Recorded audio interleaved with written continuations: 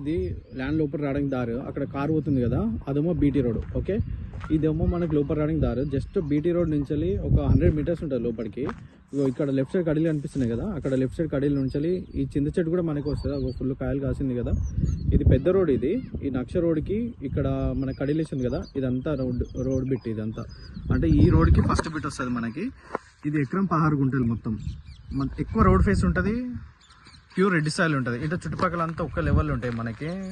కోల్కొండ నుంచి వెళ్ళి మనకు కొంచెం దగ్గర ఉంటుంది, బీటీ రోడ్ నుంచి వెళ్ళి మనకి ఫుల్ దగ్గర సైట్. ఇది ప్రాపర్టీ మనకి ఎకరం 16 గుంటల ల్యాండ్ ఇది. Okay, pure red soil. మనకి బీటీ రోడ్ నుంచి వెళ్ళి జస్ట్ సెకండ్ బిట్ కిందకి వస్తుంది. జస్ట్ ఒక మనకి 100 మీటర్స్ ఉంటుంది బీటీ రోడ్. అక్కడ ముందు కనిపిస్తుంది కదా, అది విలేజ్. ఓకే, రోడ్కి కూడా ఫుల్ దగ్గర ఉంటుంది.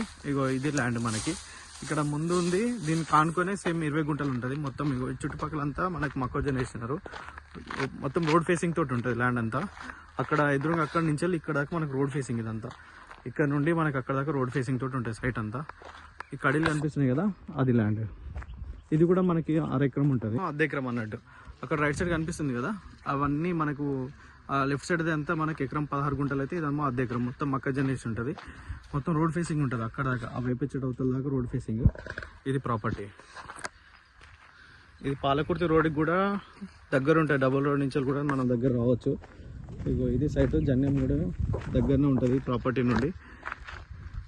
మొత్తం మొక్కజొన్న వేసి ఉంటుంది. అర్ధ ఎకరం కావాలంటే అర్ధ ఎకరం ఇస్తాడు. అర్ధ ఎకరం రైతు దగ్గర ఉంది. అర్ధ ఎకరం కూడా అక్కడ దాకా ఉంటుంది రోడ్ ఫేసింగ్. అక్కడ చెట్టు అవతల నుంచి ఇక్కడ దాకా మొత్తం రోడ్ ఫేసింగ్ ఉంటుంది మనకి.